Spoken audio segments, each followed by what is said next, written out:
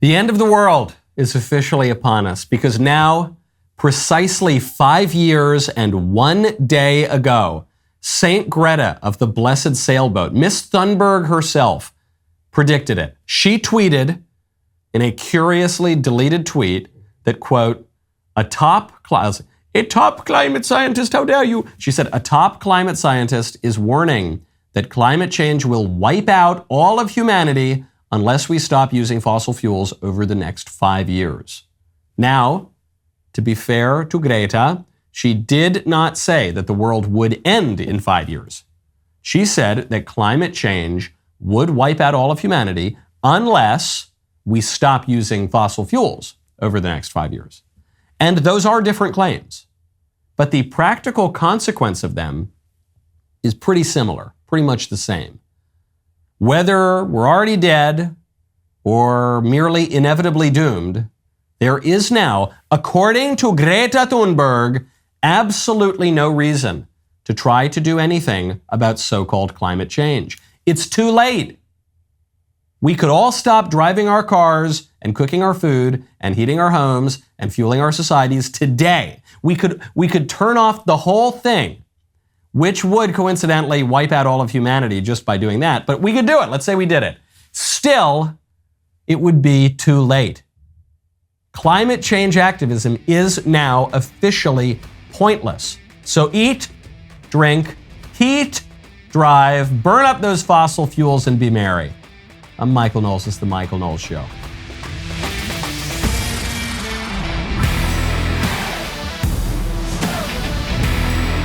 Welcome back to the show. Wonderful, wonderful to be back.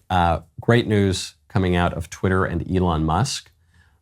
Elon has said that the word cis, this is CIS, will now be banned as hate speech. You know, if people are spamming the word cis at normal people, then it will be banned. And I think this is great. Some libertarian types are upset about this, but this is awesome. We'll get to that in a second. Speaking of Twitter, I had to open with Greta, because these guys, the catastrophizing libs, always make predictions that are just far enough in the future that nobody really calls them out on it. Nobody really remembers when the time comes. And so they get away with it, and then the predictions never come true, and then they make more catastrophic predictions. If you don't do exactly what I say, the whole world's going to end in like 7 years or whatever, and then 7 years come by, people forget about it.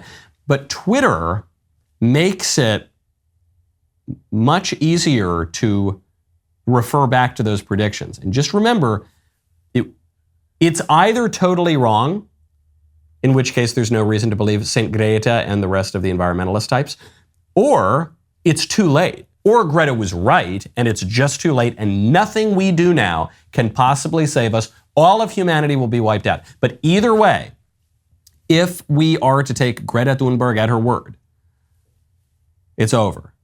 It's over. That's a cause for celebration. We're not wiped out yet, but we don't need to worry now about driving a stupid Prius or something. We're good. We're good, guys. Speaking of predictions being wrong, there's a little oopsie daisy just came out of the Pentagon. This will affect you. It will affect your pocketbook. A little bit of an accounting error over at the Department of Defense accidentally might have provided over $6 billion extra dollars for Ukraine. Oops. During the department's regular oversight of our execution of Presidential Drawdown Authority for Ukraine, we discovered inconsistencies in equipment valuation for Ukraine. In a significant number of cases, services used replacement costs rather than net book value, thereby overestimating the value of the equipment drawn down from U.S. stocks and provided to Ukraine.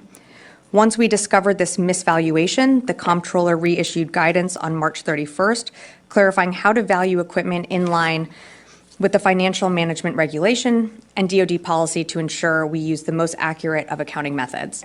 We have confirmed that for FY23, the final calculation is $3.6 billion, and for FY22, it is $2.6 billion, for a combined total of $6.2 billion.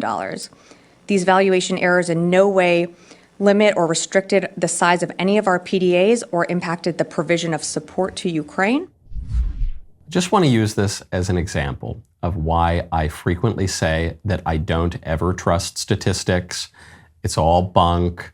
Money is fungible and manipulable, especially when you've got strong central governments and you've got cozy relationships with banks. And it's easy to move all this stuff around, especially when you've got an administrative state that's not really accountable to the people, that just does whatever it wants. Do you see what she did here? It's not that the Biden administration is saying, oh, whoops, we misplaced $6 billion. The government has done that sort of thing before. But it's not that they say, oh, you know how you lose your car keys? Well, yeah, we lost $6 billion, and now we found it, we're going to give it back to Ukraine. That's not what happened here. The U.S. said, okay, we're going to give a bunch of military support to Ukraine because we're fighting a war with Russia now. It's a proxy war in Ukraine. The American people don't really want it, I don't think, but they're going to do it anyway. Doesn't matter who gets elected. They're probably just going to keep fighting this war one way or another. And they say, okay, we're sending over these arms. We're sending over these munitions. All right, here we go. We've given gazillions of dollars to Ukraine. The Ukraine war is unpopular politically right now, but the U.S. still wants to fund the war because the U.S. is, if not the chief belligerent in the war, we're the biggest one by far. I mean, Russia's referring to the Ukraine war as a direct hot conflict with the United States. We managed to avoid that for all of the Cold War, but now somehow we're doing it over a territorial dispute that's gone on for 1,000 years in Eastern Europe. So now the U.S. government wants to keep fighting this war. It's politically unpopular, so what do? They say, oh, we didn't actually give all the money that we said we gave. And how can they make that claim? Well, the way they can make that claim is by revising down the estimates of value of all of the military equipment that we've sent over. But that's the way to free up the money. If you say, okay, well, look, I sent you $100. I sent you $1,000 in the form of 10 nice bottles of whiskey. Okay, I got you a $100 bottle of whiskey and I bought you 10 of them and there you go, there's $1,000 in aid. But let's say I want to send you some more whiskey. Well, the way to do that is not just, if you can't find the money in the couch, you're going to say, oh, actually that bottle of whiskey that was $100? No, I got that number wrong. That bottle of whiskey, that was actually only worth $20. Yeah, so really, I only sent you like $200 worth of whiskey. So I'm going to send you $800 more of whiskey. Nothing changed. You've sent all the same stuff. We all know what's going on. It's just you're finding an excuse to send more support over without having to technically or so transparently disturb what you've already agreed to do and what the American people are already counting on. Now, you know, one great company that does not futz around on the price or on the product, that would be Cinch. Right now, go to cinch.com, use promo code Knowles. Picture it, the perfect summer night, the warm breeze just gently lapping your face as you lounge in your favorite chair outside, the grill sizzling with juicy, gooey burgers. The aroma of the food, it's irresistible. Boy, I need a hot shower after this, or a cold shower, I guess. Well, now imagine what this perfect summer night would look like if you went to turn on the grill and your propane tank were empty. That's where our friends at Cinch come in. Cinch is a propane grill tank home delivery service. They deliver propane grill tanks right to your door. Cinch delivers on your schedule and requires no long-term commitment or subscription. Plus, delivery is completely contactless. You don't have to wait around at home. Track the order on the Cinch app from anywhere. Whether you're grilling steaks or lighting up the patio heaters on a cold night, Cinch's propane delivery service ensures that you have the fuel you need to make the most of every moment. Go to cinch.com or download the Cinch app to order. New customers can get their first tank exchanges for just $10 with promo code Knowles. That's cinch.com or download the Cinch app. Use promo code Knowles to get your first tank exchange for just $10. This is a limited time offer. You must live within a Cinch service area to redeem it. Go to cinch.com/offer for details. Also, just to get back to the global warming thing for a second, all those tanks and fighter jets and all, they're probably burning some fossil fuels in Ukraine, right? It's kind of interesting. All those really environmentalist, anti-global warming activists, they seem to be fine burning up they're fine burning up fossil fuels for certain purposes, like fighting an imperial war in Ukraine, but not for other purposes like poor people heating their homes, or senior citizens on fixed incomes having a stove. That you're not allowed to do that. Speaking of heavy equipment, probably the biggest unexpected news story that is taking people's attention right now, really awful, awful story. there is a submersible. It's not quite a submarine exactly. It's a submersible device that is carrying 5 people somewhere in deep sea in the middle of the Atlantic Ocean. They were on a trip to go look at the Titanic, and the company lost contact with the submersible pretty quickly, and now they're running out of air. The U.S. government's involved trying to recover this, but they're looking at a search area the size of the state of Connecticut, and the submersible is not very big. It's pretty cramped. And so it's just about as horrifying a story as one could imagine in terms of ways to go, just in a cramped little tin can at the bottom of the Atlantic Ocean near the Titanic. That's pretty terrifying, where we don't really know what's happened to these people. There's a chance they're already dead, and the way they would have died is if somehow the cabin became depressurized, and then the weight of the ocean would have just crushed it all up. That would have been very quick. Or they could just be waiting somewhere waiting for the oxygen to run out, which apparently is going to happen, or may have already happened by 5 a.m. Eastern time. Or it might take months and months to find this submersible, or we might never find the submersible. People are criticizing the company right now because the company seems to have cut some corners on safety and seems to have gone a little bit woke and said they wouldn't hire old white guys because that's not inspiring enough or something. Here's some audio of the head of the company. When I started the business, one of the things you'll find, there are other sub-operators out there, but they typically have gentlemen who are ex-military submariners, and you'll see a whole bunch of 50-year-old white guys. I wanted our team to be younger, to be inspirational, and I'm not going to inspire a 16-year-old to go pursue marine technology. But a 25-year-old, who's a sub-pilot or a platform operator or one of our techs can be inspirational. And so we've really tried to get very intelligent, motivated, younger individuals involved, because we're doing things that are completely new. We're taking approaches that are used largely in the aerospace industry, is related to safety and some of the preponderance of checklists, things we do for risk assessments and things like that are more aviation related than ocean related.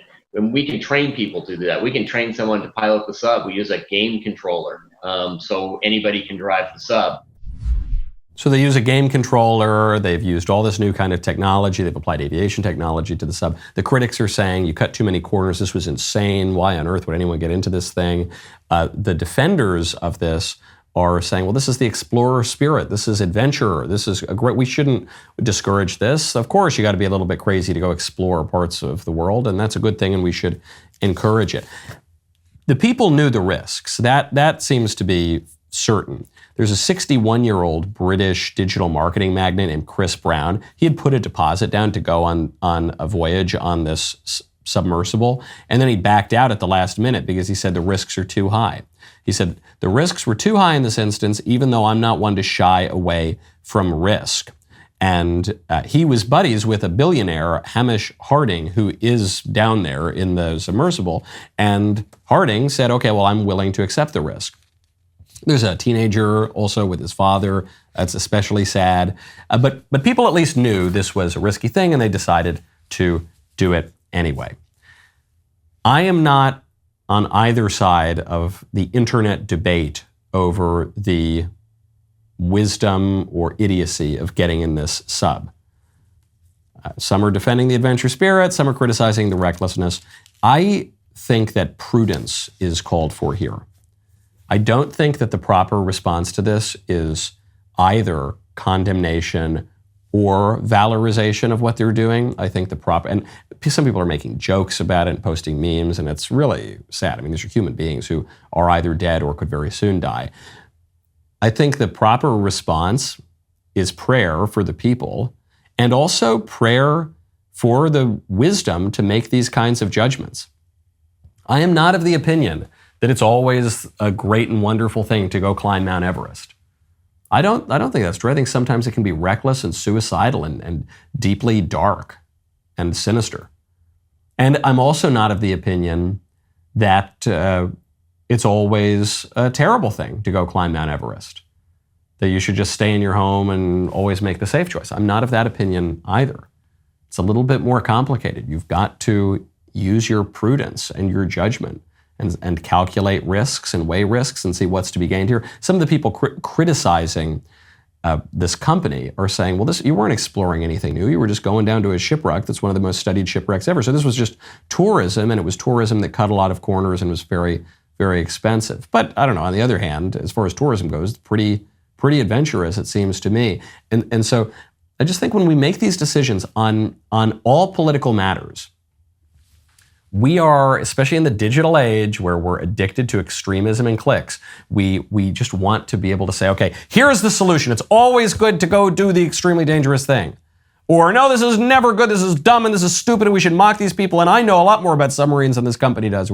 But that isn't the case. You see it on speech. They'll say, we need absolute free speech. Or some people say, no, we need to strongly censor the conservatives. What if there is a moderate middle ground that takes into account all of these kinds of ideas and then exercises prudence? Moderation is a virtue. I consider myself very moderate. I know the libs think that I'm to the right of Genghis Khan, but I'm a very moderate person, you know. Now, speaking of imprudence, Bud Light, baby. Bud Light is getting absolutely wrecked still. Bud Light sales, it's not just that they dropped in the week after Anheuser-Busch decided to endorse a drag queen, or a transvestite, or whatever Dylan Mulvaney calls himself. It's not just that they dropped and then they went back up. It's not even just that they dropped and they stayed where they were. They dropped and then they kept dropping and then they kept dropping and then it looked like they kind of had cratered, but no, they kept dropping. They've kept dropping again. Sales revenue plunged 26.8% in the week ending June 10th. According to new data, that is a new low for weekly sales revenue. The previous highest weekly drop for Bud Light was 25.7%, and now 26.8%. So what is Bud Light doing? What is Anheuser-Busch doing? First of all, I think that company owes Alyssa Hirschenfeld, or whatever that VP of marketing was, they owe her an apology because she took the fall for this, but this is obviously a conscious decision by Anheuser-Busch, made at a much higher level than the VP of marketing. So why are they doing it? Why would Bud Light consistently irritate the customers and not just apologize? Because Bud Light has to keep up its ESG score. Anheuser-Busch, ESG, the environmental social governance policies, which is a term that will probably fall out of favor now that conservatives have seized upon it, and they'll replace it with some new woke jargon. But what these scores mean is that left-wing groups will score companies on a whole host of progressive priorities, and then the big asset managers, the big institutional investors that manage tens of trillions of dollars worth of money each, they could pull their money out of the companies. And so you say, well, who cares? Who cares if BlackRock or somebody pulls its money out of AB InBev, Anheuser-Busch? AB InBev is a big company. They're still selling beer. Who cares? Who needs BlackRock's money? Well, what would happen is the stock price would tank. It would show a lack of faith in the company from the biggest players in the market. So the company would just go away. And so you've got a handful of major asset managers, BlackRock, State Street, Vanguard, and others, who are really pulling the strings here. And they're not answering to their customers, and they're not answering to their constituents if it were a political body, like a government body. They're just doing whatever they want. Now, why would they do this? Another reason that they would be willing to kill Bud Light, the most popular beer in America, is that Bud Light had not been growing. It had not been explosively growing. It was still the dominant number one beer in America, but some of the executives felt that it was stagnating. And you saw this represented by Alyssa Hirschenfeld, the VP of marketing, who said, we needed to do something to jazz up the brand. Why did they have to do that? Well, because the way that modern capitalism works, it's not enough to be the biggest dogs in town. You've got to always be growing. If you're not growing, then you're dying. And this creates a problem because there's no limit to it. There's no limit anywhere. And so what this might be is a controlled demolition of Budweiser, because while AB InBev, Anheuser-Busch might take a hit in the short run, there are so few major beer distributors that in the long run, it probably won't cost them all that much money. The number one beer in America now is Modelo, which is hilarious that it's a Mexican beer that's now the number one beer in America. And Modelo is not owned by Anheuser-Busch in North America. It's owned by Constellation, which also has some woke problems too. But in the rest of the world, Modelo is owned by Anheuser-Busch. And so these conglomerates own so much product, and there are so few of them anyway, that they've just consolidated enough power that, okay, they lose one of their lines, well, they've got a bazillion more lines to fill it up. And the benefit they get from that is they get to advance the social policies that they want. Those social policies, by the way, were down to even more consolidation and even more control and even more money and even more influence for these handful of oligarchs. And so the cost to them is worth it. Now, one way to make sure that you are protected financially amid all of this craziness and turmoil and resetting would be to check out gold. And that's why you got to check out Birch Gold. Right now, text Knowles to 989898. Congress once again allowed itself to be pushed into appeasing the administration and raising the debt ceiling for the 79th time, paving the way for continued reckless spending and further devaluation of the dollar. As our national debt continues to skyrocket, how are you protecting your savings? Times like these are a great reminder to diversify a portion of your savings into gold. And you can do that with the help of Birch Gold. Birch Gold will help you convert an existing IRA or 401k into an IRA in gold. You don't pay a penny out of pocket. When currencies fail, gold is a safe haven. How much more time does the dollar have? Protect your savings with gold. Birch Gold has an A+ rating with the Better Business Bureau. Thousands of happy customers. Text Knowles, KNWLES, to 989898. Get your free info kit on gold. Text Knowles, KNWLES, to 989898.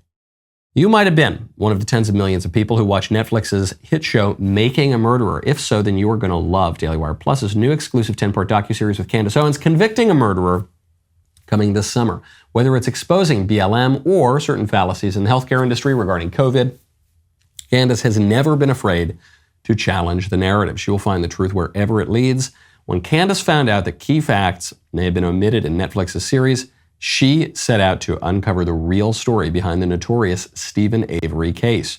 The end result is Convicting a Murderer. You will not want to miss it. Right now, there's never been a better time to become a Daily Wire Plus member. Sign up now for Convicting a Murderer. You will receive an early bird discount of 25% off your Daily Wire Plus membership. You will also get all of the other premium content from Daily Wire Plus, including The Greatest Lie Ever Sold, What is a Woman, and the largest collection of content from Dr. Jordan B. Peterson. Join now at dailywire.com/subscribe to become a member and see the truth when it comes out. Speaking of BlackRock, James O'Keefe, formerly of Project Veritas, who's now doing his own thing, OMG, which is the O'Keefe Media Group. It's a fun little initialism there. James has caught a BlackRock recruiter on hidden camera explaining what BlackRock really is from the inside. Let me tell you, it's not through who's the president. It's who's controlling the wallet. So it's And who's that? the hedge funds, BlackRock, the banks. These guys run campaign financing. Yep, you can buy your candidates. Obviously, we have the system in place. First, there's the senators, and these guys are cheap. You got 10 grand, you can buy a senator. I can give you 500K right now, no questions asked. Yeah. I'm gonna do this. We're done. Does everybody do that? Does BlackRock do that? It doesn't matter who wins. You're so right. They're in my pocket at this point. Ukraine is good for business. You know that, right? I'll give an example. Russia blows up Ukraine's grain silos. Price of wheat's gonna go mad up. Ukrainian economy is tied very largely to the wheat market, global wheat market. Prices of bread, literally everything it goes up and down. This is fantastic if you're trading. Volatility creates opportunity to make profit. War is real good for business. Great stuff from James. It's nothing we didn't know. There's nothing surprising in this undercover video. Yes, we know people can buy politicians. U.S. senators, I think, cost more than $10,000 to influence, and there are some politicians who can take the money and then they won't take the phone calls, and then sometimes the people who previously backed them will back their opponents or something. I mean, there are some more independent voices, but yeah, it's true. And very often, what politicians will do in their defense is they will seek out donors who share their priorities, so that it's not just that they're being bought off like a cheap hooker or something like that. It's that they are representing multiple kinds of constituents. They're representing their geographic constituents. They're representing interests that they already support. You know, if I make fun of the environmentalist movement, that people who say that global warming is going to kill us all in 5 minutes. I mock some of these new technologies, especially the solar and electric technologies that are very often just payoffs to liberal groups. So I'm pro fossil fuels. I'm pro oil and natural gas. If I were to run for office and I received a campaign donation from oil and natural gas industries, it wouldn't be that they were buying me off. I'm already pro oil and natural gas. They've never written me any campaign check. But it's a nice alignment of values. And sometimes it's a little more corrupt than that. Sometimes it's just a big corporation that says, hey, here's the check, do what I want, give me the legislation that helps me. Okay, yeah, but we already know all that. What about the Ukraine war is good for business? Yeah, we know that. Of course we know that. Dwight Eisenhower warned about that sort of thing a long time ago. There's nothing new here. And this poor schlub recruiter for BlackRock trying to impress some girl on a date doesn't work out well for him. If you are in a politically, I don't know why I'm giving advice to the libs here. If you are in a politically contentious, important position and some like smoking hot chick comes up to you and wants to go out on a date and then is just constantly peppering you with questions about the most controversial aspects of your job, it's on you at that point if you answer, okay? You are the power of women, you'd be so blinded by that, okay. It's not surprising, but it's disturbing anyway, to see it, to hear it. Oh, the political system doesn't work the way that we thought it did. It's not about a bill up on Capitol Hill and the 3 branches and the people representing the this and the that and the other. That's not really how the political order works. And one of the reasons that Trump was very successful in 2016 and why he might be successful again is he called that out in a way that other Republican politicians hadn't. There was an attack on Trump in 2016. Remember, I forget which other Republican it was, probably multiple, said, hey, Donald, you've donated to Democrats. You've written checks to Democrats. That's why you can't be trusted. And he flipped it. He said, what are you talking about? I've written checks to every politician. I bought all you people off.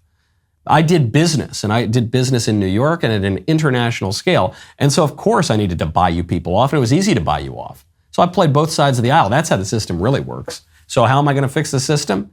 Because I know it. I've played that game a lot. Meanwhile, you were just the guys that got bought. It was very persuasive. When Trump was able to convince some people who would be traditionally a little more left-wing voters to come on over to him, it's because he was talking about a debate between the many and the few, between the people and the elites. Very different from what we hear otherwise, between the Republicans and the Democrats and the left and the right. You're saying, no, the system is a little different than you think that it is. Now, speaking of that political system and how it works, great stuff from Elon Musk. Elon Musk is really impressing me more and more each day. Elon was responding to someone who said, hey, man, I'm getting spammed by all these pro-trans accounts on Twitter that are calling me cis and cisgender and cis, CIS. And Elon responded and he said, repeated targeted harassment against any account will cause the harassing accounts to receive, at minimum, temporary suspensions. The words cis or cisgender are considered slurs on this platform. Now, some of you probably are wondering what cis means, and I think Norm Macdonald gave the best explanation I've ever heard of what cis means. You know that you are a cis male. Have you ever heard of that term? A cis male? Cis male. CYSMALE. So what it means is that you are a man. You're born a man. Well, as far as you know. As far as I know. And you identify yourself as a man. Yes. That's a cis male. Now, I don't understand. Where does that... Is this a new phrase? Yes, it's a way of marginalizing a normal person. That's all it is. It's a way of marginalizing a normal person. And I saw some self-styled conservatives, some nominally right-wing people, attack Elon for doing this. They would say, hey, we can't do that. That's not total free speech. What's the difference between a normal person not wanting to be called a sissy, and a...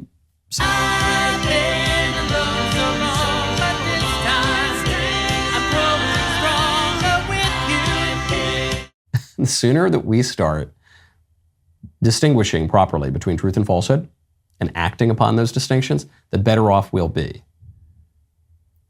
The sooner that we stop marginalizing normal people, the better off we will be. Now, some people are a little trepidatious about this more assertive new right that has been coming up. Out of the ashes of the sort of libertarian platitudes that took over the right sometime in the late 90s and 2000s, there's a more assertive right that is returning to not even all that much older traditions on the right, which said, no, we're going to stand up for a real moral order. We're going to insist upon some standards here, and we're going to say we should have less of the weird sex stuff, and we're going to talk about virtue, and we're going to be confident in our beliefs. We're going to call this a Christian nation that is one nation under God, and we're going to do that. And I don't want to hear any of your libertarian claptrap about it because by the way, even the old school libertarians would have agreed with pretty much all the stuff that the modern, assertive, new, authoritarian conservatives are saying. You know, it's not the father of liberalism, John Locke, would not have gone for transgenderism. Okay. Milton Friedman would not have gotten on board with all this crazy rainbow stuff. Give me a break, all right? Give me a break. Okay, so not everyone's happy about this. There's an article that attacked me, yours truly, believe it or not. The article is titled, "The Right's War on Fun." That came after me, which we'll get to in 1 second. But when you want to hire really good employees, not like the very misguided employee who wrote this column for The Nation magazine, you got to check out ZipRecruiter. Right now, go to ZipRecruiter.com/Knowles. When you want to hire the best people, you've got to check out ZipRecruiter.com/Knowles, Knowles. Hiring used to be really hard. You would post your job on multiple sites, hope the right people saw it, and then wait for them to apply. Same goes for finding a job. Well, you would upload your resume to every job posting site, then you would comb through never-ending lists of jobs, trying to find the right position for you. ZipRecruiter is the best place to find the right position, or if you're an employer, the right person to join your team. Head on over to ZipRecruiter.com/Knowles, Knowles. Try it for free. ZipRecruiter's matching technology excels at finding the most qualified candidates for a wide range of roles. If you see a candidate you like, you can easily send them a personal invitation so they're more likely to apply. It also gives you a competitive edge against other employers who may also be interested in that candidate. Their user-friendly dashboard makes it easy to filter, review, and rate your candidates all from one place. 4 out of 5 employers who post on ZipRecruiter get a quality candidate within the first day. Go to ZipRecruiter.com/Knowles. Try ZipRecruiter for free. ZipRecruiter.com/Knowles. ZipRecruiter, the smartest way to hire. My favorite comment yesterday is from Devin Rossi, 5966, who says, not sure about gynosexual. A gynosexual is that new term that the libs are pushing for someone who's attracted to a woman. It says, not sure about gynosexual, but as a man, I'm definitely a no-guy sexual. I'm a sucker for a good pun. It's a good one. I might use that. So what is The Nation? I think this was in The Nation, wasn't it? Here's what The Nation magazine says about yours truly. Now, they called me anhedonic, opposed to pleasure. They attacked me for pointing out that demons, the most famous representation of a demon is androgynous and trans, and opposed to the complementarity of the sexes. Just likes to jumble it up. Okay, but that's not the main point. They say, okay, here we go. Knowles is... Who wrote this? I want to give this person both blame and credit. Chris Lehman. Knowles is perhaps the most dogged inquisitor in the new right-wing fatwa on pleasure having. The same week that Mike Cernovich issued his indictment of alcohol, Knowles took to his podcast to urge the conservative faithful to build a bridge to the 13th century. And then he goes on to quote this piece of my show from some days ago, where I said that I don't want America merely to go back to the days of 2012. I want to go back to 1220 in Western civilization. So anyway, the idea that I am opposed to pleasure having, I think, is proven false by my cigar bill and my bar bill and my arts bill. And, I got a lot of musical instruments. I like to have fun. For some people, having a good time is not their idea of having a good time. For me, I like having a good time. So that part I think is ridiculous. I can show him my cigar bar bill. That's fine. But the second part I really liked. Knowles took to his podcast to urge conservative faithful to build a bridge to the 13th century. That's what we have to do. We need to build a bridge to the 13th century. Bill Clinton in the 90s, he said we need to build a bridge to the 21st century. We didn't work out. We need to build a bridge to the 13th century. And some libs think this is crazy. They think this is totally crazy. And I think, why? And there are even some squishier conservatives who say, oh my goodness, that's crazy. Back then, that was the Dark Ages. That was terrible. The 13th century, that was a terrible time. How would you ever want to go back there? And the reason that people think that is because they have believed the lies and propaganda of Whig history, of liberal progressive history, which is not based on real history. It's based on the self-flattery of the very, very modern people who want to pretend that everyone who ever came before us was a big, dumb, stupid idiot. We're the best people that ever lived. And we've done so much better, and we're so much smarter, and we're so much more virtuous. And it just isn't true. In many, if not most ways, we are much, much stupider. We are much less capable of pleasure, and we are much less skilled and talented than our forebears who lived in the 13th century. What did we have in the 13th century? We had Thomas Aquinas writing the Summa Theologiae. It was pretty good. We were about to get Dante writing the Divine Comedy. We had the building of beautiful, intricate cathedrals that lifted men's eyes, not just rich men's eyes, but especially poor men's eyes, up to heaven. We had a lot of leisure time. People in the Middle Ages often had more days off of work than people do today because there was the liturgical calendar year. There was such a thing as pilgrimage. And by the way, these great works of art, they weren't just locked away in a handful of museums in cosmopolitan cities that people would go to. This great, beautiful art was throughout the culture. And people would regularly get to experience this stuff. They had a sense of purpose in their lives. They were near to family. They were not suffering from the spiking rates of depression that plague not the medieval people, not the ancient people. The modern people are the ones who are suffering from that. They had children and they carried on their civilization, unlike the modern people who are choosing not to do that at all.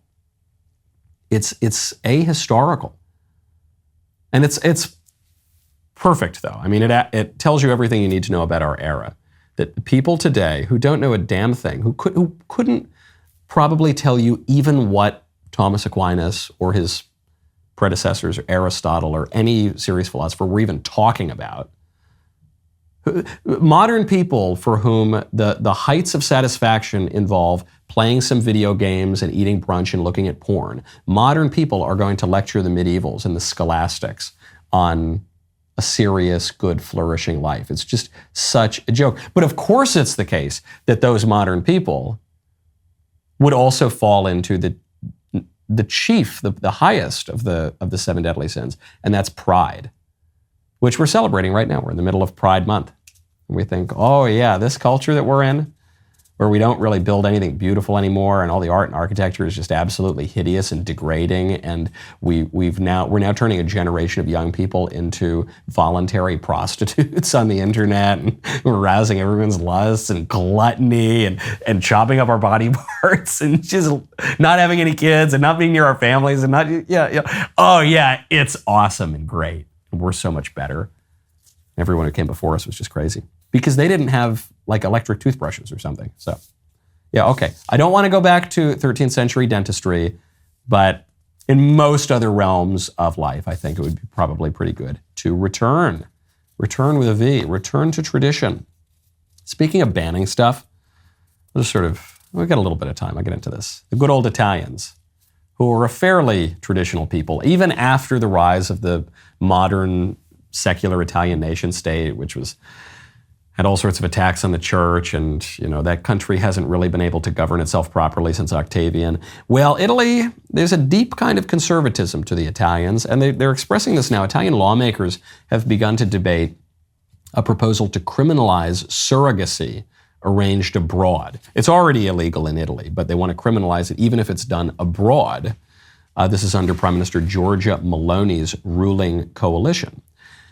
Couples found guilty of trying to have children through surrogates living overseas face 3 months to 2 years in prison, a fine of €600,000 to €1 million under the draft bill, which was submitted by a woman, Carolina Varchi, who's a member of the Conservative Party, the Brothers of Italy. Great, great stuff. And the libs are whining about it. Here's what the libs are saying. They're saying, there are no countries in which surrogacy is prosecuted if done legally abroad. Italy's proposal is a unique first. This is an Alexander Schuster, who's a pro-LGBT LMNOP lawyer. Says, there are instances in which crimes are persecuted also if done abroad, but this is usually only for universal crimes, like pedophilia or crimes against a state or sexual tourism. I think that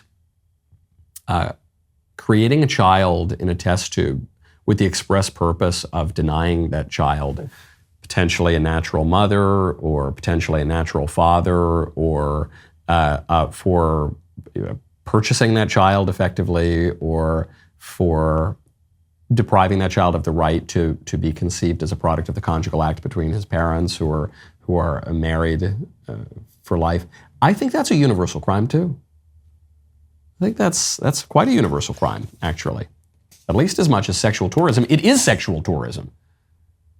It's a very deep kind of sexual tourism. And I don't want to be too harsh on people who have engaged in surrogacy, because it's a relatively new technology and people are trying it out, and there are normal married couples who are trying it out, and there are homosexuals who are trying it out, and there are single people trying.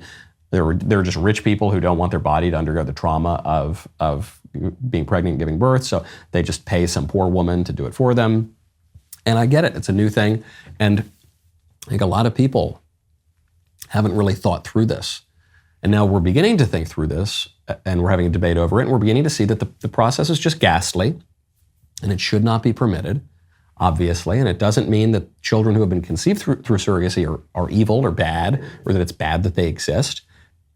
They can be a good end. You know, God turns all sorts of evil toward good ends, but good ends do not justify our evil means, ever, our immoral means. We can't do it. And so this is absolutely great stuff coming out of Italy. The United States should take up a similar law. We should just ban this. This is deeply disordered. There are all sorts of problems that come from it. It is immoral for every person involved. And this is a very proper use of the state. The fathers of liberalism, I promise you, even John Locke, even the libertarian heroes,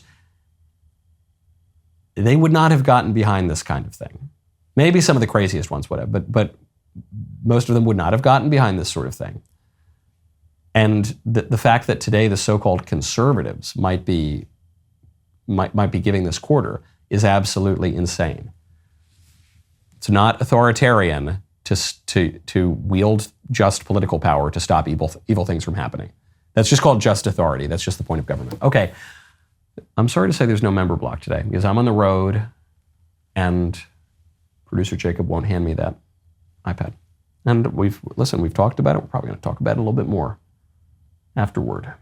But for now, no member block. So I will see you all tomorrow. I'm Michael Knowles. This is The Michael Knowles Show.